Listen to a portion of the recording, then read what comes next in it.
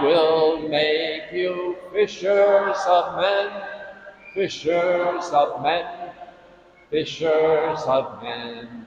I will make you fishers of men if you follow me. Praise the Lord.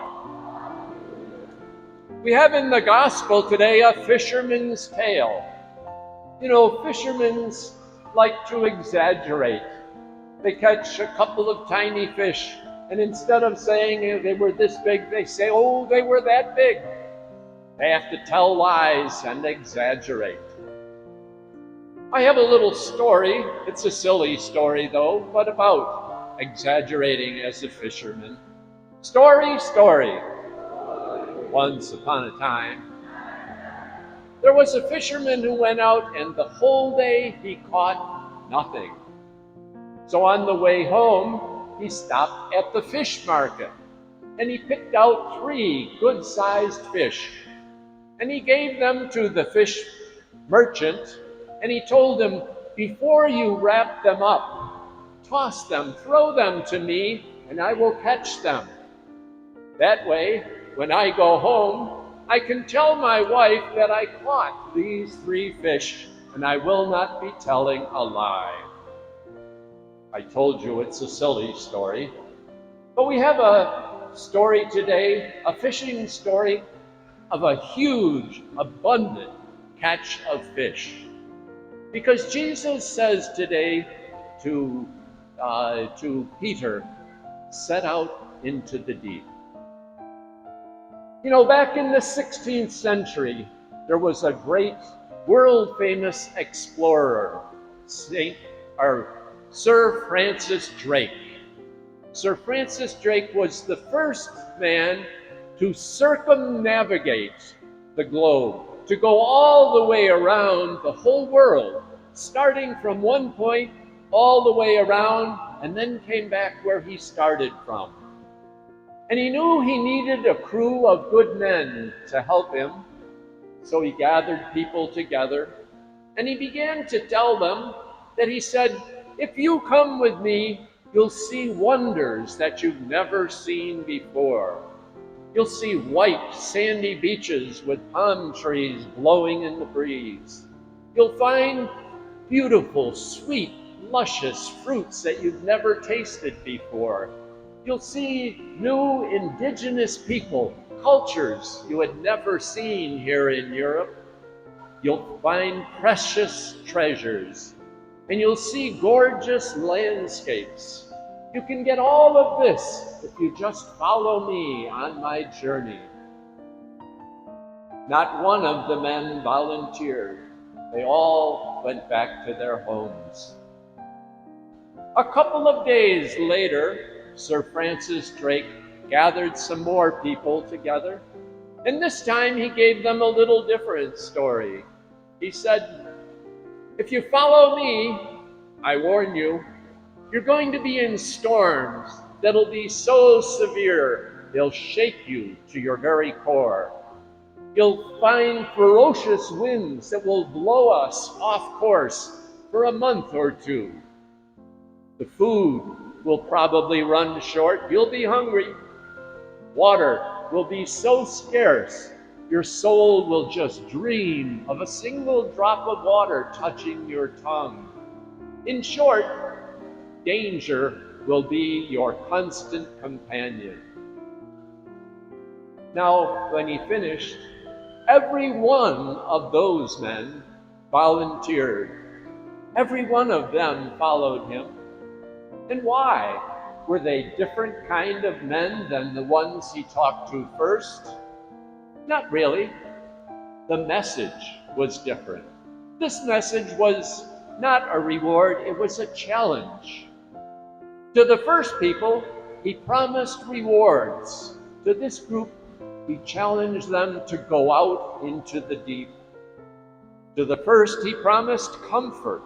To this group, he told them hardship and pain were in their future. The first ones he tried to tempt with worldly pleasures and things. To the second group, all he could promise was a personal experience that would be transformed. They would never be the same again. They would be enriched by their journey. Sir Francis Drake understood what Jesus does in today's gospel. He sends Peter out, but he sends him out with a challenge and a promise that would transform him. And he tells Peter to set out into the deep. And what he means is not just going from 2 meters of water out to where it's 150 meters deep. Well, that would be the case. But this is just a symbol. It's a sign of what the real reality Jesus was challenging him to. When he said, set out into the deep, he was telling them, go out into the unknown, where you can't control things, where you'll be at the discretion of what will happen there. Jesus knew that when Peter would follow him, he would face storms and failures and sufferings and his own sinfulness. And so it was with Peter. But if he could accept those things, Jesus promised him a miraculous catch. If he would lower his nets, he would catch, not fish, but so many people to follow Jesus into the kingdom of God. That's what happens when you set out into the deep, when you're not concerned about safety and comfort, but just giving yourself to God and to the unknown. Delving deep inside of ourselves is very necessary for spiritual growth, not for physical growth, but for spiritual growth. Many people whom we know live on the surface of life. They never get down deeper to the more important, the more significant things, the things that add the real value to life. I remember back when I was in school, sometimes I had to write a paper, and if I didn't do deeper research, I could write a paper, but it stayed on the surface. It was only when I went deeper, the hard work of going through different books and different people's ideas and bringing them together, then I could write something that was significant, that was important. It's that way in our relationships with one another. If we don't go deeper, then we stay on that surface level. We could have a lot of acquaintances, but maybe no real true friends. The same thing in other areas, music or sports or dancing. Any activity, going deep, makes it part of who we are, part of our core reality.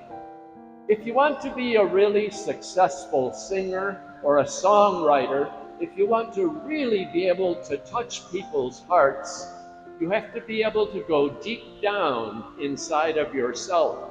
You have to be able to feel intensely your own pain, your own joys, your own failures, and your brokenness.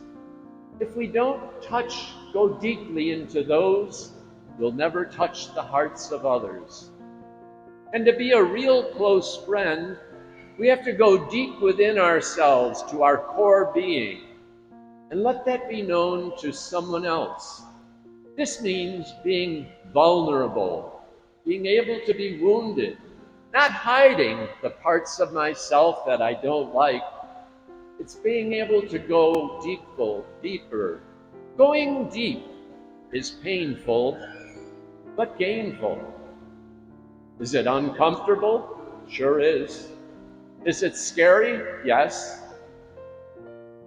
But if we don't go deeper, we will never go below that surface level.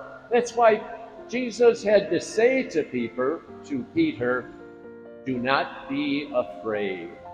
Do not be afraid. I may have told you before that A couple of years after I was ordained a priest, I went to confession to an old Jesuit who had taught me earlier in my theology years. And when I finished my confession, I told him, "Father, you know, sometimes I feel like a hypocrite.